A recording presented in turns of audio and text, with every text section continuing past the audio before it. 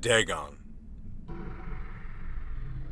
I am writing this under an appreciable mental strain since, by tonight, I shall be no more. Penniless, and at the end of my supply of the drug which alone makes life endurable, I can bear the torture no longer, and shall cast myself from this garret window into the squalid street below.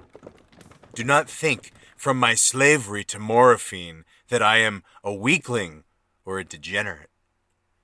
When you have read these hastily scrawled pages, you may guess, though never fully realize, why it is that I must have forgetfulness or death. It was in one of the most open and least frequented parts of the broad Pacific that the packet of which I was supercargo fell a victim to the German sea raider. The Great War was then at its very beginning, and the ocean forces of the Hun had not completely sunk to their later degradation. So that our vessel was made a legitimate prize, whilst we of her crew were treated with all the fairness and considerations due us as naval prisoners. So liberal, indeed, was the discipline of our captors, that 5 days after we were taken, I managed to escape alone in a small boat with water and provisions for a good length of time. When I finally found myself adrift and free, I had but little idea of my surroundings. Never a competent navigator, I could only guess vaguely by the sun and stars that I was somewhat south of the equator. Of the longitude, I knew nothing, and no island or coastline was in sight. The weather kept fair, and for uncounted days I drifted aimlessly beneath the scorching sun, waiting either for some passing ship or to be cast on some shores of some habitable land. But neither ship nor land appeared, and I began to despair in my solitude upon the heaving and vastness of unbroken blue. The change happened whilst I slept. Its details I'll never know, for while my slumber, though troubled and dream-infested, was continuous. When at last I awaked, it was to discover myself half sucked into a slimy expanse of hellish black mire which extended about me in monotonous undulations as far as I could see, and in which my boat lay grounded some distance away. Though one might well imagine that my first sensation would be one of wonder at so prodigious and unexpected a transformation of scenery, I was, in reality, more horrified than astonished, for there was in the air and in the rotting soil a sinister quality that chilled me to the very core.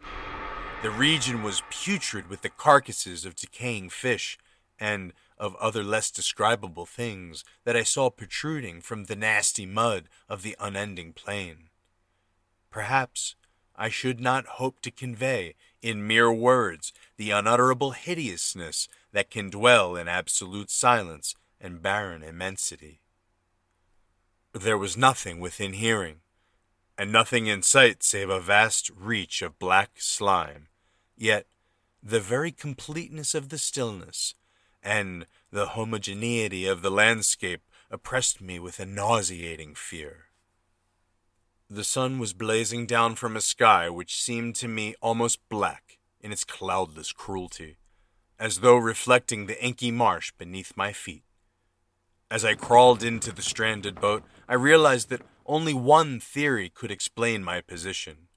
Through some unprecedented volcanic upheaval, a portion of the ocean floor must have been thrown to the surface, exposing regions which, for innumerable millions of years, had lain hidden under unfathomable watery depths.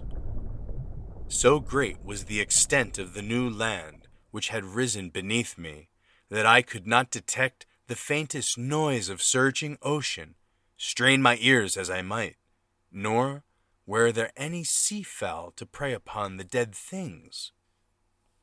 For several hours I sat thinking, or brooding, in the boat, which lay upon its side and afforded a slight shade as the sun moved across the heavens. As the day progressed, the ground lost some of its stickiness and seemed likely to dry sufficiently for traveling purposes in a short time. That night I slept but little, and the next day I made for myself a pack containing food and water preparatory for an overland journey in search of the vanished sea and possible rescue. On the third morning, I found the soil dry enough to walk upon with ease. The odor of the fish was maddening, but I was much too concerned with graver things to mind so slight an evil, and set out boldly for an unknown goal. All day I forged steadily westward, guided by a faraway hummock which rose higher than any other elevation on the rolling desert. That night I encamped, and on the following day still traveled towards the hummock, though that object seemed scarcely nearer than when I had first espied it. By the fourth evening I attained the base of the mound, which turned out to be much higher than it had appeared from a distance, an intervening valley setting it in sharp relief from the general surface. Too weary to ascend, I slept in the shadow of the hill. I know not why my dreams were so wild that night, but ere the waning and fantastically gibbous moon had risen far above the eastern plain, I was awake in cold perspiration, determined to sleep no more. Such visions I had experienced were too much for me to endure, and in the glow of the moon I saw how unwise it had been to travel by day. Without the glare of the parching sun, my journey would have cost me less energy. Indeed, I now felt quite able to perform the ascent which had deterred me at sunset. So picking up my pack, I started for the crest of the eminence. I have said that the unbroken monotony of the rolling plain was a source of vague horror to me, but I think my horror was greater when I gained the summit of the mound and looked down the other side into an immeasurable pit or canyon, whose black recesses the moon had not yet soared high enough to illumine. I felt myself on the edge of the world, peering over the rim into a fathomless chaos of eternal night. Through my terror ran curious reminiscences of Paradise Lost and of Satan's hideous climb through the unfashioned realms of darkness. As the moon climbed higher in the sky, I began to see that the slopes of the valley were not quite so perpendicular as I had imagined. Ledges and outcroppings of rock afforded fairly easy footholds for a descent, whilst after a drop of a few feet, the declivity became quite gradual. Urged on by an impulse I cannot definitely analyze, I scrambled with difficulty down the rocks and stood on the gentler slope beneath, gazing into the Stygian deeps where no light had yet penetrated. All at once, my attention was captured by a vast and singular object on the opposite slope, which rose steeply about 100 yards ahead of me, an object that gleamed whitely in the newly bestowed rays of the ascending moon. That it was merely a gigantic piece of stone, I soon assured myself, but I was conscious of a distinct impression that its contour and position were not altogether the work of nature. A closer scrutiny filled me with sensations I cannot express, for, despite its enormous magnitude and its position in an abyss which had yawned at the bottom of the sea since the world was young, I perceived beyond a doubt that the strange object was a well-shaped monolith, whose massive bulk had known the workmanship and perhaps the worship of living and thinking creatures. Dazed and frightened, yet not without a certain thrill of the scientist's or archaeologist's delight, I examined my surroundings more closely. The moon, now near its zenith, shone weirdly and vividly above the towering steeps that hemmed in the chasm, and revealed the fact that a far-flung body of water flowed at the bottom, winding out of sight in both directions and almost lapping my feet as I stood on the slope. Across the chasm, the wavelets washed the base of the Cyclopean monolith, on whose surface I could now trace both inscriptions and crude sculptures. The writing was in a system of hieroglyphics unknown to me, and unlike anything I had ever seen in books, consisting, for the most part, of conventionalized aquatic symbols such as fishes, eels, octopi, crustaceans, mollusks, whales, and the like.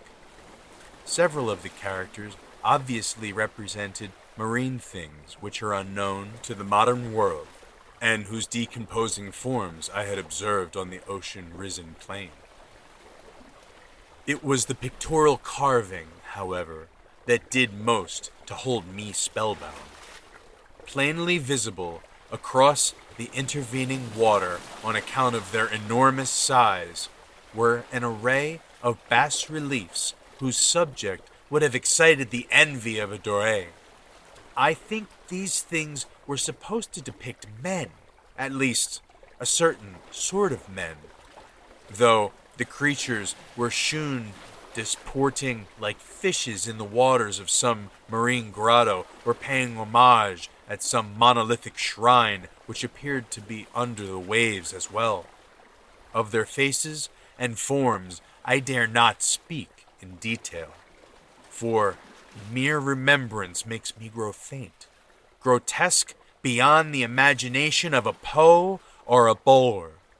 They were damnably human in general outline despite webbed hand and feet, shockingly wide and flabby lips, glassy, bulging eyes, and other features less pleasant to recall. Curiously enough, they seem to have been chiseled badly out of proportion with their scenic background, for one of the creatures was badly shewn in the act of killing a whale, represented as but little larger than himself.